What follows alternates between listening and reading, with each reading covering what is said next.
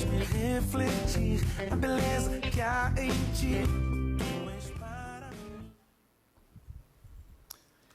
Bom dia, gente. Nós temos a alegria de ter mais uma transmissão da nossa pregação, dos cânticos, e a gente fica muito feliz de saber que nesse momento de incertezas, de preocupação também, às vezes, nós temos a alegria de podermos, como igreja, continuarmos louvando a Deus, continuarmos aprendendo sobre Ele.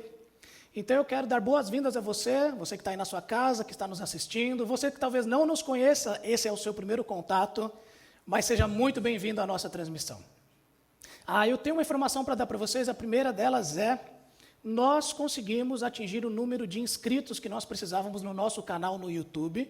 Então, provavelmente, daqui a algumas semanas, nós vamos conseguir também transmitir pelo YouTube através de lives, ok? Então, eu agradeço você que se inscreveu, que foi até lá, clicou, se inscreveu no canal da igreja. Mas eu quero te incentivar a continuar divulgando, continuar participando, continuar interagindo com a gente, acompanhando a gente lá no canal.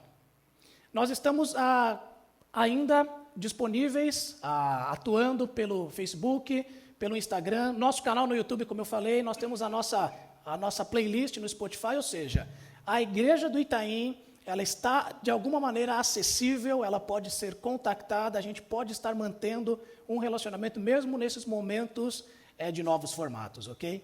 Eu também quero disponibilizar para vocês o nosso WhatsApp.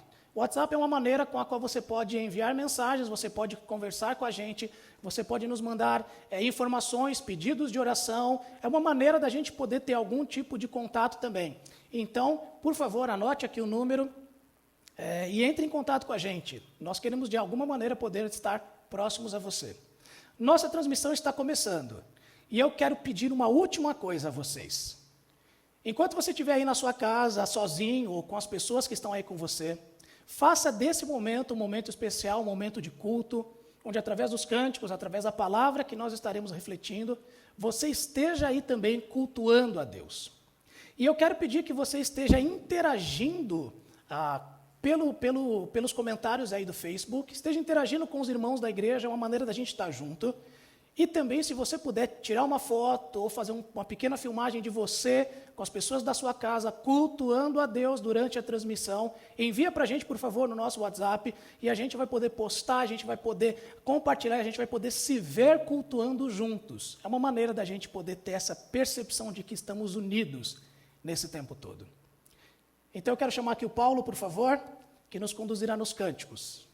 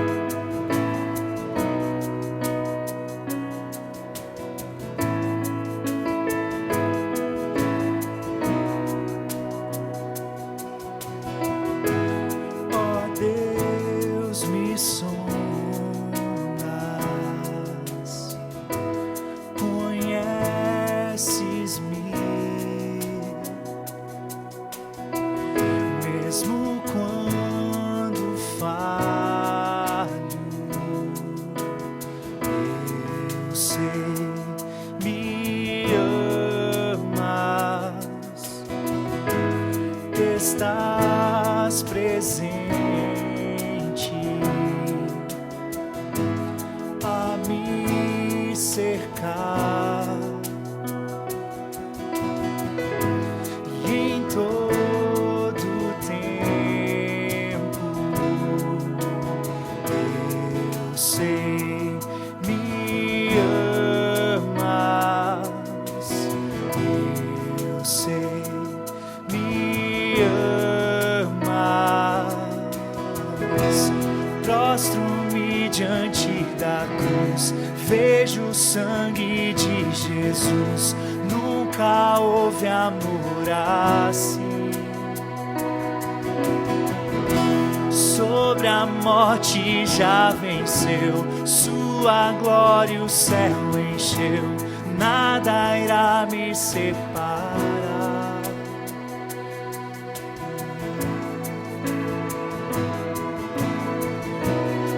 Nada irá me separar. Ele é o nosso guia e protetor. Tu és meu guia, meu protetor. Tua mão me firma, eu sei, me amas. Prostro-me diante da cruz, vejo o sangue de Jesus, nunca houve amor assim. Sobre a morte já venceu, a sua glória o céu encheu, nada irá me separar. Prostro-me diante da cruz, vejo o sangue de Jesus, nunca houve amor assim. Não. Sobre a morte já venceu, sua glória o céu encheu, nada irá me separar. O véu rasgou, o caminho abriu, tudo consumado está. O véu rasgou, o caminho abriu, tudo consumado está.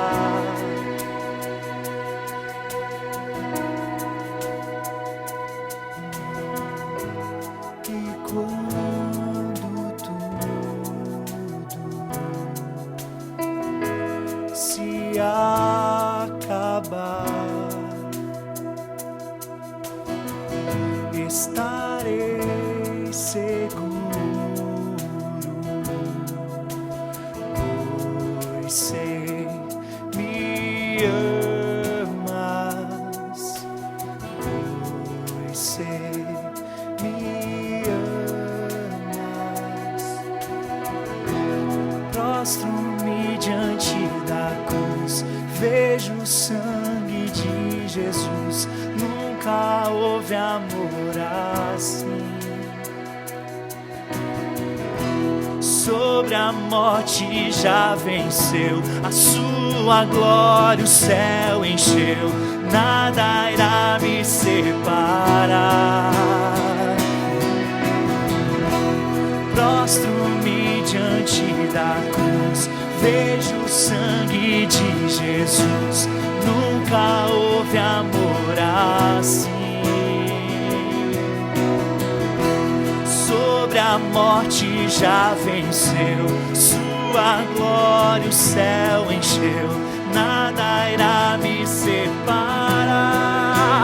O véu rasgou, o caminho abriu, tudo consumado está. O véu rasgou, o caminho abriu, tudo consumado está. O véu rasgou, o caminho abriu, tudo consumado está.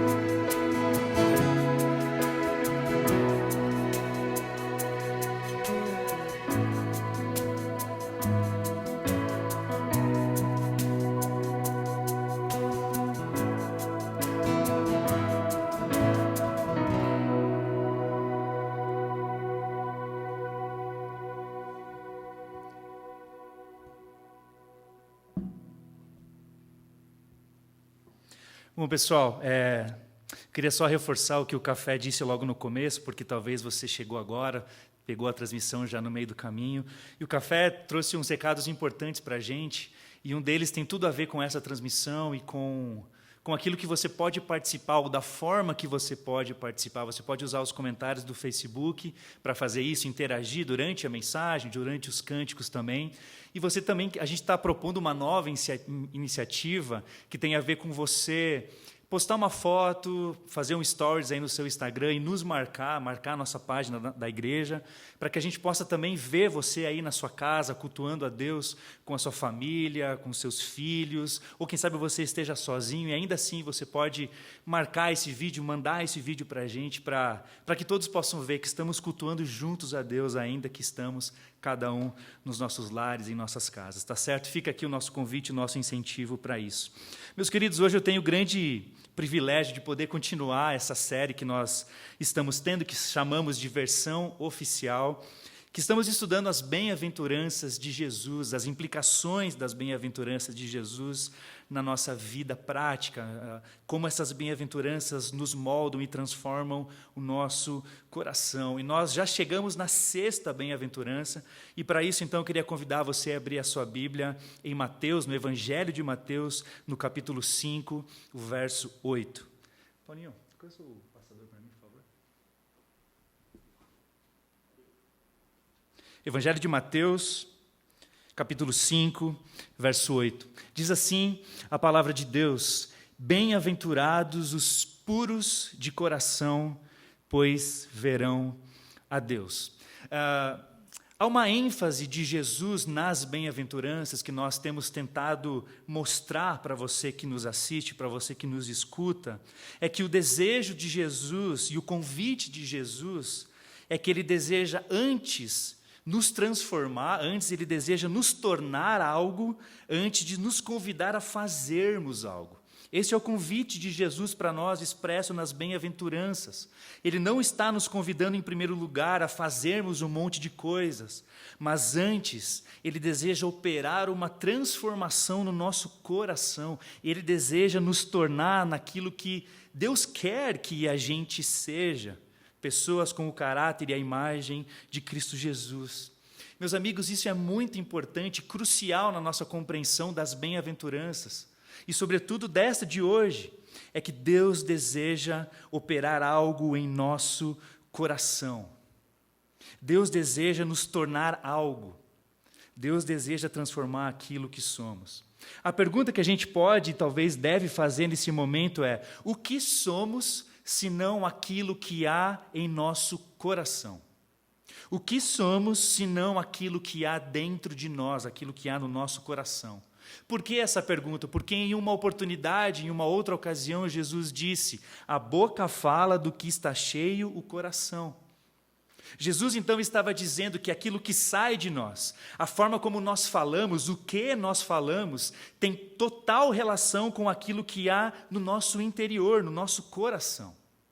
É por isso que nós não podemos culpar as circunstâncias em nossa volta para dizermos que nós falamos desse jeito, ou quem sabe ainda, agimos dessa forma. Foi por causa do momento, por causa das questões que estão externas a nós. Não. De acordo com as Escrituras, a forma como nós falamos, o que nós falamos, a forma como vivemos, diz respeito ao que há no nosso coração.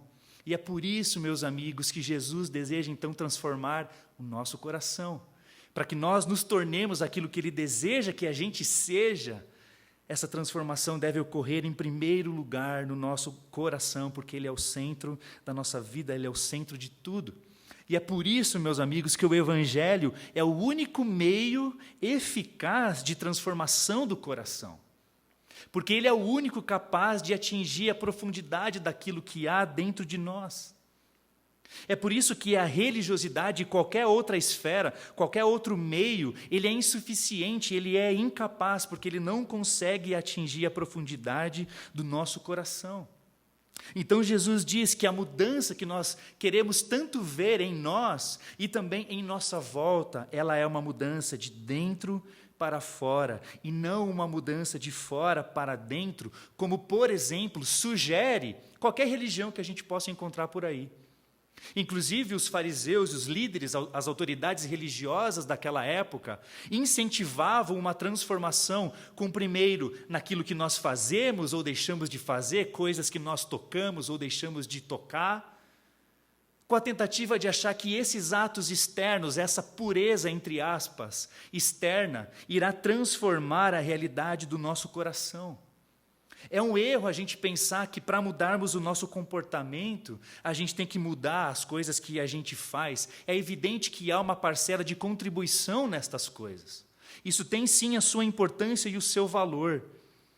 Mas se comportamento também se refere ao coração, não posso mudar o meu comportamento sem antes ter o meu coração mudado, ter o meu coração transformado, e é isto que Jesus deseja fazer. É por isso que o Evangelho se torna, então, um único método eficaz, suficiente de nos transformar. E falando um pouco sobre religiosidade, essa é um pouco da nossa tendência, e também era nos tempos de Jesus. Quando Jesus fala o Sermão do Monte, quando Jesus conta as bem-aventuranças, ele sabe muito bem o público e o contexto em que ele está inserido, que as pessoas estão inseridas. E, meus amigos, ainda que Jesus diga que a boca fala do que está cheio o coração, é verdade também o outro lado da moeda, e pode ser verdade. A gente pode mascarar a nossa vida com atitudes de santidade externas, mas que não condizem com aquilo que há no nosso coração. O nosso coração ele é tão enganoso, ele é tão corrupto, que ele cria esse dispositivo de nós, por exemplo, colocarmos máscaras e de sermos e aparentarmos aquilo que não somos. Deixa eu tentar explicar e mostrar isso para você um pouco mais na prática. Com as próprias palavras de Jesus e a forma como ele se dirige às autoridades religiosas daquela época. Olha só, acompanha comigo a leitura neste mesmo Evangelho de Mateus, só que no capítulo 23. Perceba como Jesus se dirige aos fariseus daquela época. Ele diz o seguinte: fariseu cego, limpe primeiro o interior do copo e do prato, para que o exterior também fique limpo. Ai de vocês, mestres da lei e fariseus hipócritas! Vocês são como sepulcros caiados, bonitos. Bonitos vocês são bonitos por fora, mas por dentro estão cheios de ossos e de todo tipo de imundície. Assim são vocês. Por fora parecem justos, bonitinhos, purinhos ao povo, mas por dentro estão cheios de hipocrisia e maldade. Meus amigos, Jesus confronta as autoridades religiosas daquela época, nos mostrando que sim, é possível a gente viver externamente uma coisa, no caso aqui a pureza, mas isso não condiz com o nosso interior. Por exemplo, quando Jesus fala sobre sepulcros caiados, é como se a gente pudesse pensar de uma forma bem objetiva e prática, num túmulo. Nós geralmente tentamos deixar esse lugar aparentemente bonito. A gente coloca mármore, a gente coloca flores e tantas outras coisas. Naquela época tinham outros métodos, mas a ideia era a mesma. Só que Jesus está dizendo, por fora é bonito, por fora aparente está tudo ok, mas internamente é que há a impureza, internamente é que há o problema. Por isso que Jesus os chama de sepulcros caiados. Outra expressão que Jesus se apropria é hipócritas. E essa palavra hipocrisia naquela época também era usada para as pessoas que faziam teatro, para os atores, porque eles se passavam por algo, por um personagem que não era eles. Hipócrita é alguém que se passa por algo, encena um papel. Então Jesus está dizendo que nós, assim como aqueles fariseus, nós podemos também viver esse tipo de vida, esse tipo de santidade ou de pureza exterior, mas que não condiz com o coração. E um erro, meus amigos, que a gente pode cometer é achar que esse texto aqui se refere apenas aos religiosos. Eu não sou assim, eu não corro esse risco. Esta é uma leitura equivocada. Porque quando nós olhamos para as Escrituras, a palavra de Deus diz que não há um justo sequer, não há ninguém que ame a Deus, não há ninguém que faça o bem. Então, essa mesma disposição que Jesus apresenta acerca dos fariseus pode também ser a nossa, por causa do nosso coração corrupto, por causa do nosso coração enganoso, como diz a palavra de Deus. Então, meus amigos, voltando ao começo, Jesus deseja nos tornar algo. Esse algo tem a ver com a transformação do nosso coração, porque o que somos é o que há no nosso coração. E Jesus, então, confronta os líderes religiosos, dizendo que a pureza externa que eles apresentavam era equivocada, não diz respeito ao coração. E aqui, meus amigos, é algo importante da gente pensar e refletir sobre hoje também, especificamente os dias de hoje. A gente nunca passou tanto álcool em gel nas mãos como agora, diz a verdade. Você talvez nunca tinha pensado, nunca tinha comprado álcool em gel na sua vida, e hoje isso se torna algo tão presente. Qualquer coisa que você toca, qualquer lugar que você vá, você depois imediatamente já passa álcool em gel nas suas mãos. Meus amigos, isso é importante, é lógico que é importante. Só que não pode ser apenas isso. Deus não quer apenas as nossas mãos limpas. Deus quer o nosso coração limpo. Deus nos quer ver puros por dentro. Tanto é que Ele diz, eu não vejo a aparência, eu vejo o coração. Deus vê o coração. Sobretudo, Ele vê as intenções, as motivações, os desejos que habitam em nosso íntimo. Antes de ver as nossas ações, aquilo que a gente realiza. Há uma outra ocasião em que Deus fala assim, meu povo, vocês me adoram, vocês prestam o culto todo certinho para mim. Vocês cantam, vocês fazem os sacrifícios, as ofertas, só que o mais importante é que o coração de vocês está distante de mim. Então perceba, meu amigo, eu quero que você tenha convicção disso, é que nós somos suscetíveis, estamos suscetíveis a também apresentarmos a mesma realidade de vida que os fariseus daquela época aparentavam e demonstravam. Então Jesus quer nos transformar, não com os nossos métodos de pureza externa, de santidade externa e aparente, mas uma transformação no coração. E meus amigos, quando nós olhamos para a nossa vida, eu acho que nenhum de nós pode dizer que é puro de coração na plenitude desta expressão. Eu acho que nenhum de nós pode dizer, eu sou perfeito, eu não tenho falha. Seja no meu agir, seja no meu falar, nos meus pensamentos, eu acho que nenhum de nós pode dizer que é perfeito. E, meus amigos, esse é um ponto crucial na nossa experiência com Deus e na nossa espiritualidade.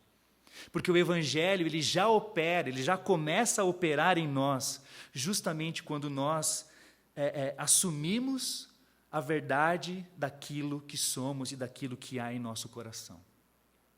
Quer saber se de fato você tem vivido o Evangelho e Deus de fato tem falado com você e tem transformado a sua vida? É que constantemente há uma disposição do seu coração, a confissão, a dizer, eu não sou perfeito, eu sou falho de tantas e tantas formas. E é justamente assim que o Evangelho começa a operar em nós. E, meus amigos, é interessante como Jesus começa as bem-aventuranças dizendo que bem-aventurados são os pobres de espírito. Então Jesus estava dizendo que feliz é aquele que se reconhece na sua pobreza espiritual, é aquele que se vê como miserável, que não tem nada a dizer, não tem nada a fazer diante de Deus. É esse estado de coração que nós nos encontramos e o Evangelho começa a operar quando nós compreendemos e confessamos e assumimos esse estado de coração. E depois Jesus diz, bem-aventurados são aqueles que choram. O choro é uma consequência, o lamento é uma consequência de olharmos para dentro de nós e nos percebermos que não somos aquilo que gostaríamos de ser, que não somos aquilo que Deus deseja ainda que a gente seja. E nós choramos e lamentamos, mas, meus amigos, o Evangelho não apenas nos fere, mas ele nos cura, ele nos renova, ele nos transforma, a ponto que aqueles que choram têm a promessa de que serão consolados pelo Senhor. Esse é a maior evidência de que o Evangelho tem operado no nosso coração, porque o caminho da felicidade, segundo Jesus, passa por aquilo que somos, ou seja, passa pelo nosso coração. Mas eu queria então tentar estudar e aprofundar um pouco melhor esta bem-aventurança específica que Jesus aqui fala. Jesus fala sobre pureza de coração. Eu queria aqui rapidamente só avaliar e ver com vocês cada palavra em separado, mas não tem como a gente separar uma da outra. Mas Jesus, quando ele fala de pureza, Jesus fala sobre algo sem mistura, sobre algo que é uma coisa só, uma essência. Jesus fala sobre integridade, algo que não é como o hipócrita, pode ser duas coisas. Jesus, quando fala de pureza, ele fala sobre algo que não é misturado, sobre integridade, uma coisa só. E quando Jesus fala sobre coração, ele não fala apenas sobre as nossas emoções. Nós temos essa mania, né? Quando a gente fala sobre o coração, a gente fala sobre as emoções, a gente manda coraçãozinho para as pessoas, a gente aponta para o coração quando a gente deseja dizer que ama alguém e por aí em diante. Só que coração nas Escrituras não se refere ou não se limita apenas a emoções e sentimentos, mas coração na Bíblia é a totalidade daquilo que somos. É aquilo que desejamos, são as nossas vontades, é aquilo que há no centro da nossa vida, a totalidade daquilo que somos. Este é o nosso coração. Então, quando Jesus se apropria dessa expressão, puros de coração, limpos de coração, Jesus está falando de um coração íntegro, de um coração que não tem misturas. Eu quero usar 2 salmos que talvez podem e com certeza vão nos ajudar a compreender melhor isto. O primeiro é o Salmo 24, que é um salmo que tem uma relação muito interessante com esta bem-aventurança. Neste salmo, veja só o que diz o salmista: quem poderá subir o monte do Senhor? Quem poderá entrar no seu santo lugar? Ou seja, a pergunta do salmista é: quem pode estar na presença de Deus? Quem pode ver a Deus e desfrutar da sua presença? E ele diz: aquele que tem as mãos limpas e um coração puro. Perceba como o salmista diz, não é suficiente mãos limpas. O externo não é suficiente para que a gente veja o Senhor e se relacione com Ele. É necessária uma pureza de coração. E parece que ele explica o que é essa pureza. Ele diz, é um coração que não recorre aos ídolos e que nem jura por deuses falsos. Perceba, um coração puro é um coração que não há ídolos, não há uma divisão, não há outras lealdades dividindo o espaço do nosso coração. Olha só um outro salmo, o Salmo 86, verso 11, a oração, o cântico, o louvor do salmista é o seguinte: dá-me um coração inteiramente fiel. Um coração inteiramente fiel, para que eu tema o teu nome e somente o teu nome.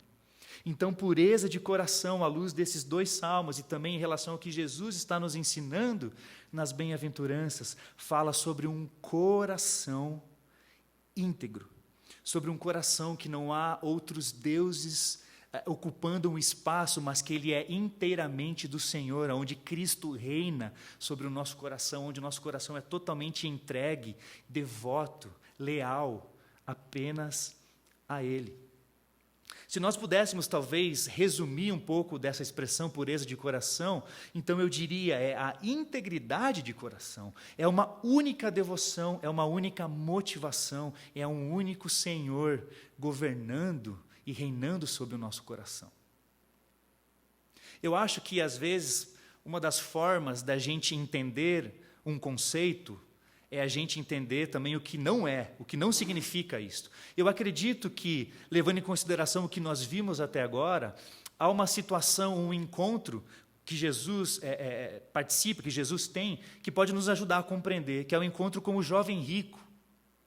Eu não sei se você se lembra dessa história, mas o jovem rico, ele se aproxima de Jesus e ele diz assim: mestre, o que eu faço para herdar a vida eterna? Aí Jesus diz: pratica os mandamentos.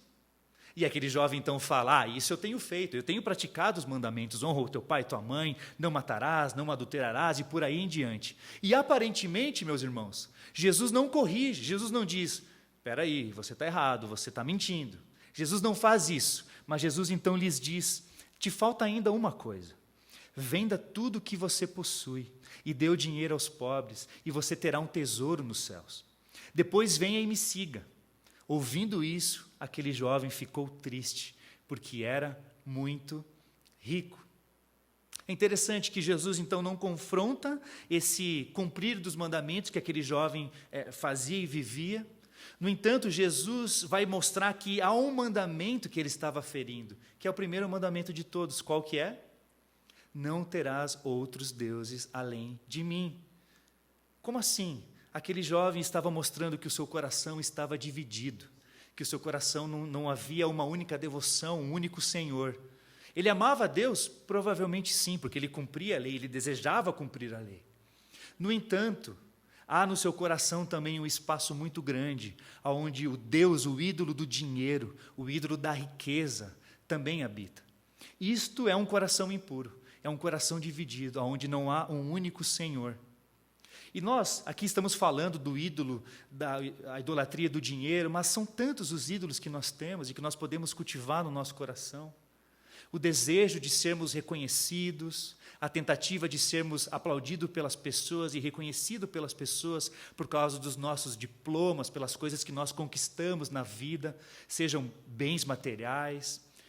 Gente, tudo isso são ídolos que podem disputar a centralidade, a totalidade do nosso coração. A pergunta que a gente tem que fazer diante desse fato e dessa realidade aqui é a seguinte: será que há no meu coração esta divisão? Será que o meu coração ele tem ídolos que desejam tomar o lugar de Deus? Ou será que o meu coração tem sido puro no sentido que ele está integre e totalmente disponível ao Senhor? Essa é a pergunta que a gente tem que fazer nessa hora. Porque é sobre isso que Jesus está tentando nos dizer e nos ensinar. Meus amigos, quando eu olho para a minha própria vida, eu percebo que eu ainda tenho ídolos no meu coração. Eu gostaria muito de dizer que eu sou um puro de coração, mas eu não posso fazer isso.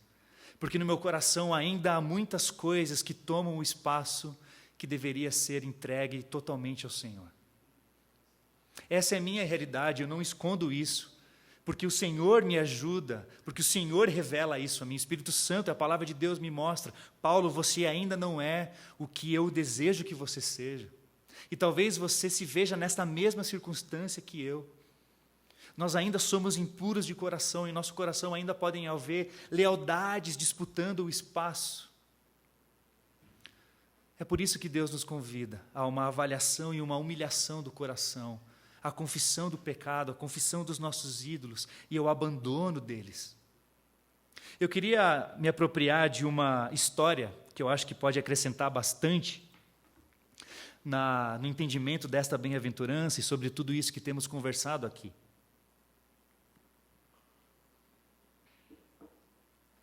Eu sou um apaixonado nato pelo C.S. Lewis, várias e várias vezes.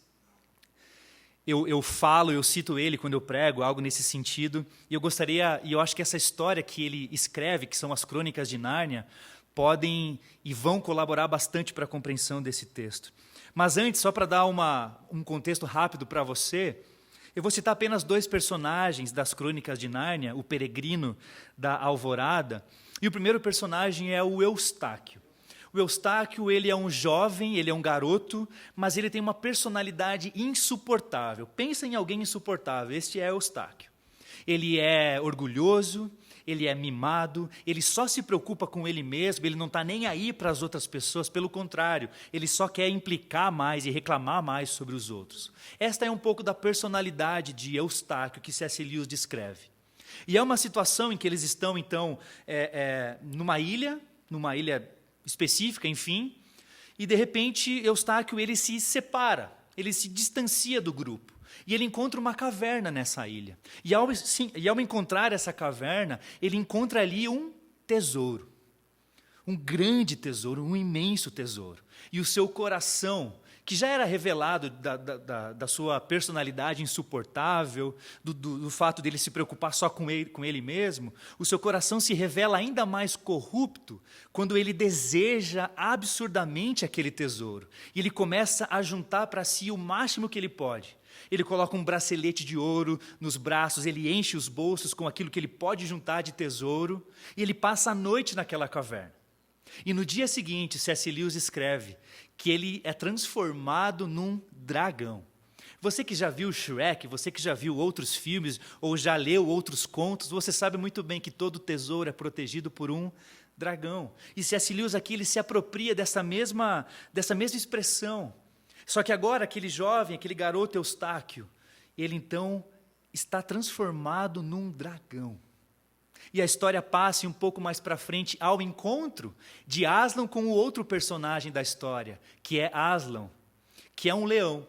E Deus está sendo prefigurado no leão. Deus é Aslan na história, escrita por C.S. Lewis. E há esse encontro. E nesse encontro, Aslan diz o seguinte: Eustáquio, você tem que entrar nesse lago. Você precisa se lavar. Só que antes você precisa se despir. E aí Eustáquio se lembra: poxa, eu sou um dragão, eu tenho camadas, eu tenho peles, então eu posso remover elas. E ele tenta com as suas próprias forças remover as peles de dragão. E ele tenta, ele tira uma, entra na água, mas ele percebe que ainda estão ali, ele ainda é um dragão. E ele tenta 1, 2, 3 vezes tirar com as suas próprias forças aquelas escamas e aquela pele, mas ele não consegue. Então Aslan diz: deixa que eu tiro para você. E aqui, meu querido, você que está me assistindo, eu gostaria de ler essa parte, porque é brilhante o que C.S. Lewis escreve. Eustáquio diz o seguinte: eu tinha muito medo daquelas garras, mas ao mesmo tempo eu estava louco para me ver livre daquilo. A primeira unhada que me deu foi tão funda que me julguei ter atingido o coração. E quando começou a tirar minha pele, senti a pior dor da minha vida. A única coisa que me fazia aguentar era o prazer de sentir que me tirava a pele. É como quem tira um espinho de um lugar dolorido. Dói para valer, mas como é bom ver o espinho sair. Tirou-me aquela coisa horrível, como eu achava que tinha feito das outras vezes, e lá estava ela sobre a relva, muito mais dura e escura do que as outras, e ali estava eu também, macio e delicado. Ele me agarrou, eu não gostei muito, pois eu estava sensível sem a pele, e me atirou para dentro da água. A princípio ardeu muito, mas em seguida foi uma delícia. Quando comecei a nadar, reparei que a dor do braço havia desaparecido completamente. Compreendi a razão. Eu tinha voltado a ser gente. Acredito, e eu particularmente, me vejo muito como Eustáquio nessa história. E eu acho que o C.S. Lewis está querendo mostrar que todos somos assim. Todos nós temos essa pele, essa escama de impureza dentro do nosso coração. E vai chegar um momento em que nós vamos nos perceber nessa realidade e nós vamos tentar tirar isso. Nós vamos fazer o possível e o impossível para tentar tirar essas peles, mas é insuficiente. É por isso que a religiosidade é insuficiente. É por isso que a santidade, a pureza externa é insuficiente, porque ela não consegue transformar o coração. Então Aslan fala: deixa que eu tiro para você. Assim como foi para Eustáquio, assim também é conosco. Para que os nossos ídolos sejam removidos, para que as nossas impurezas sejam removidas, é necessário o sangue de Cristo Jesus que nos remove de todas essas impurezas. Da mesma forma como Eustáquio voltou a ser, ou se tornou aquilo que ele foi feito para ser, assim também pode ser comigo e com você. É interessante que no texto C.S. Lewis diz que Eustáquio, esse processo de remoção da pele doía muito. Mas era tão bom ver aquele espinho sair. Meus amigos, quando os ídolos e as impurezas são removidas do nosso coração, dói. Dói porque ídolos para nós são coisas importantes. Nós só temos ídolos porque nós amamos eles.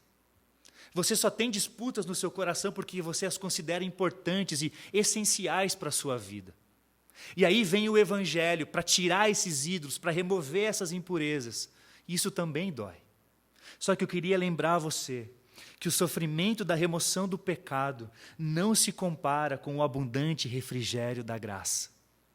Dói termos o nosso coração purificado, vermos os nossos ídolos serem removidos pelo Evangelho, mas não se compara com o abundante refrigério da graça de Deus. Dói para valer, mas como é bom ver o espinho saindo. É assim que funciona. Eu no meu coração cheio de ídolos, você com o seu coração cheio de ídolos. É assim que o Evangelho age. E desde o Antigo Testamento Deus já falava sobre isso. Olha só o que diz Ezequiel 36. Aspergirei água pura sobre vocês e vocês ficarão puros.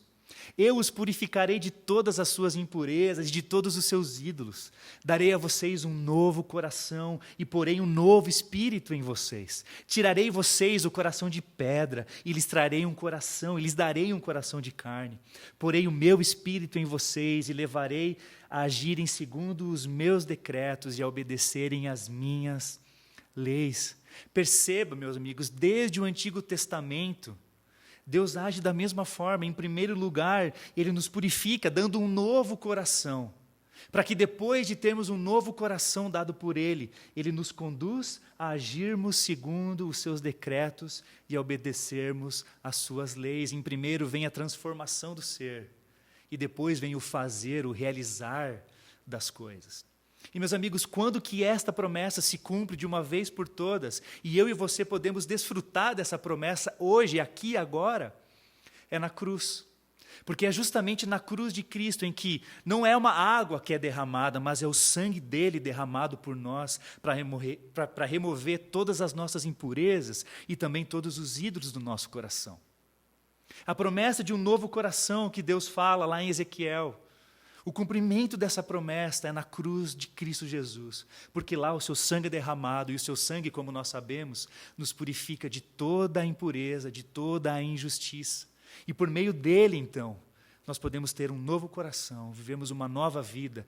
E sim, podemos ser felizes, porque agora, por meio dele, puro é o nosso coração. É somente desse jeito. É somente dessa forma. É assim que o Evangelho opera na nossa vida. E você e eu podemos hoje desfrutar desta maravilhosa graça de nos tornarmos puros, não por coisas que nós fazemos, mas por aquilo que Cristo fez por nós. Porque, meu irmão, escute isso, naquela cruz, o puro se tornou impuro. E nós, impuros, nos tornamos puros por causa daquilo que Ele fez por nós. Na cruz, o puro se torna impuro. E nós, chamados impuros, nos tornamos puros por aquilo que Ele fez. Isto é o Evangelho. Este é o refrigério da graça. A Bíblia diz que nós éramos inimigos de Deus.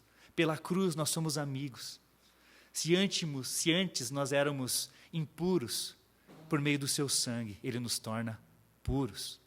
E há uma promessa nessa bem-aventurança, a promessa é: os puros de coração verão a Deus. E eu queria dizer para você que aquele que é puro de coração se alegra em ver a Deus, mais do que as bênçãos que Ele pode dar.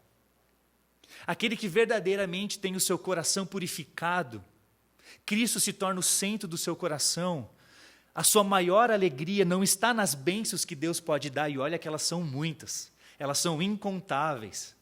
Mas a maior bênção e a maior alegria daquele que tem o seu coração transformado pelo Evangelho é que ele deseja e ele se alegra simplesmente porque ele vê a Deus. E nós podemos ver a Deus em todo instante, a cada circunstância, a cada momento da nossa vida.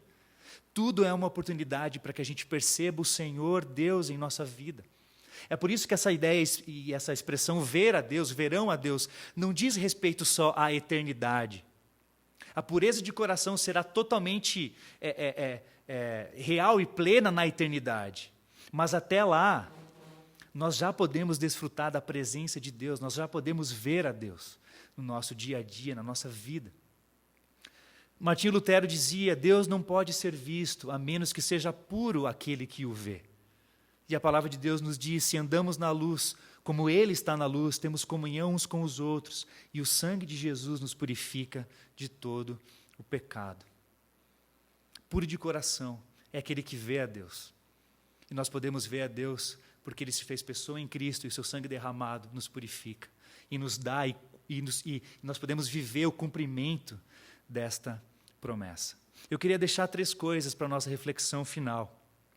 A primeira delas é a seguinte: meus amigos, pureza de coração não significa perfeição. Sabe, eu vivi muito tempo da minha vida e corro risco, às vezes, de continuar achando que Deus me quer ver puro nesta vida, aqui e agora. Só que isso é impossível.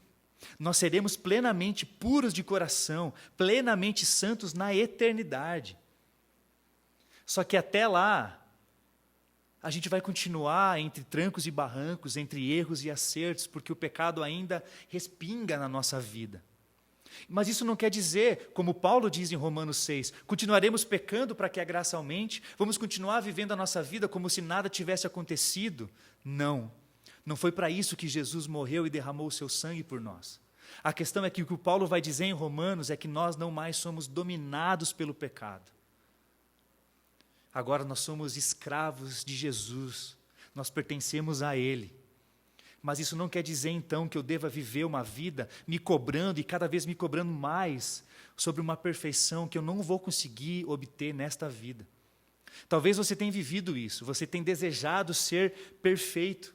E quando você erra, quando você falha, quando você se percebe nos seus erros, você é tomado por uma culpa tão grande, por um fardo tão grande, que você questiona as coisas, você questiona a si mesmo. Eu queria te lembrar que pureza de coração não significa ser perfeito. Em segundo lugar, pureza de coração é definida por Deus. Por que eu estou falando isso? Porque Ele é o padrão de santidade, Ele é o padrão de pureza. O que nós, seres humanos, com um coração corrupto, fazemos? Nós nos comparamos uns com os outros. Ah, eu sou mais puro do que ele. Ah, você viu o que ele fez? Eu não faria a mesma coisa, eu sou diferente. E a gente fica comparando a nossa santidade com os outros. Nós não devemos agir dessa forma, nós não devemos comparar a nossa vida com os outros, ou comparar a nossa pureza e santidade com os outros, mas nós devemos olhar para o Senhor, porque é Ele que define o padrão de pureza, o padrão de santidade.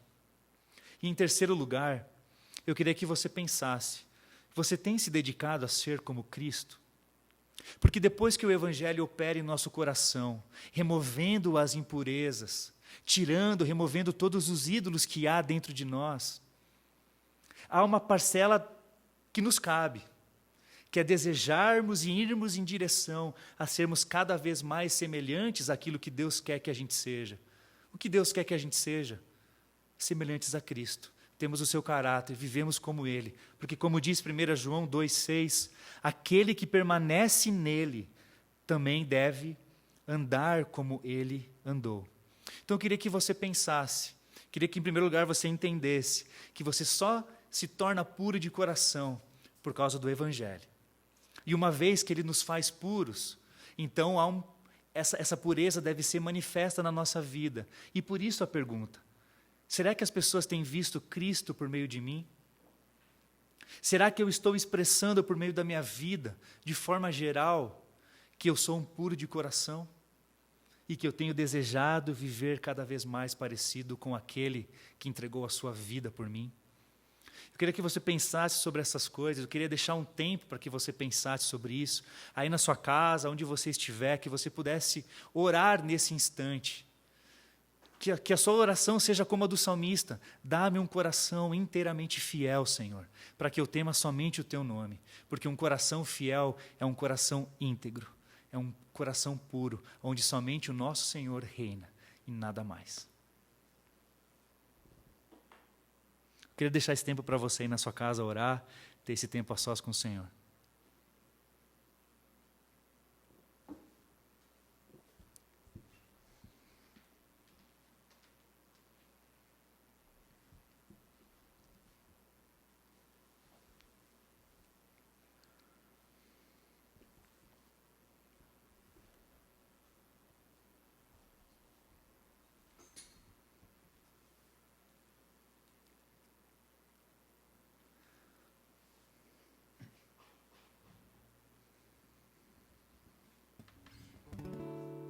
Pai querido, Senhor, diante da Tua imensa graça, nos ajuntamos e nos acolhemos, Deus, entendendo que,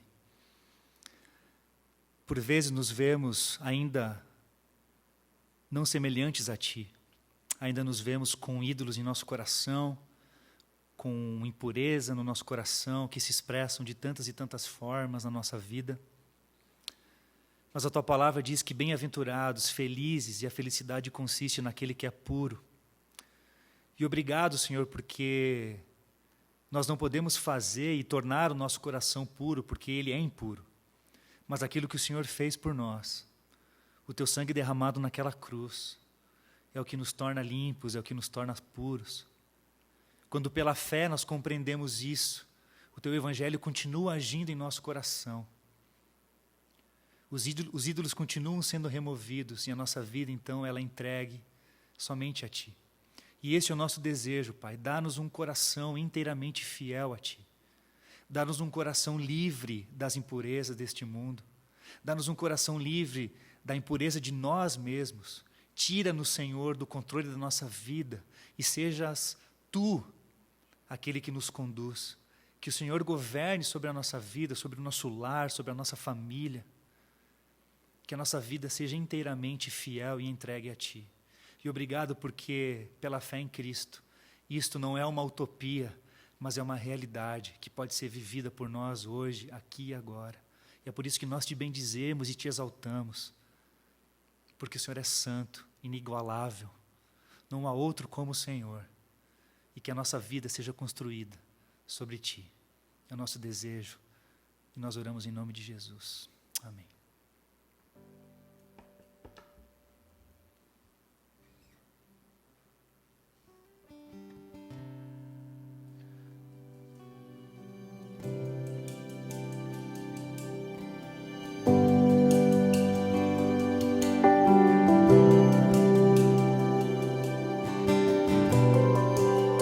Santo, és inigualável.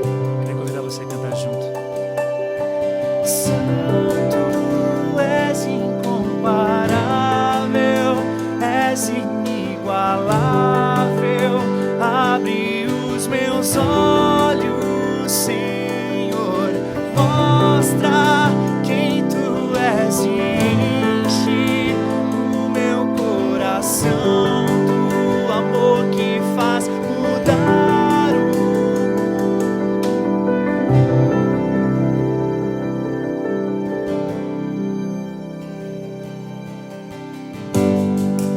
o digno desta canção, só Tu és Senhor.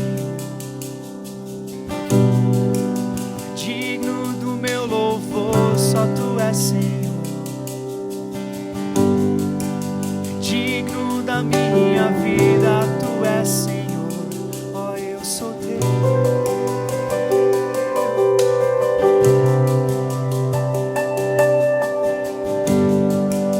Nome que é sobre todos é o Teu Jesus. Fonte da salvação, só Tu és Jesus. Digno da minha vida, Tu és Jesus. Ó, eu sou Teu.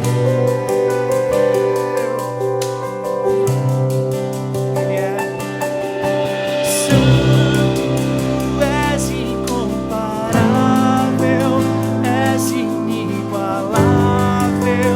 Abre os meus olhos, Senhor, e mostra quem Tu és e enche o meu coração, o amor que faz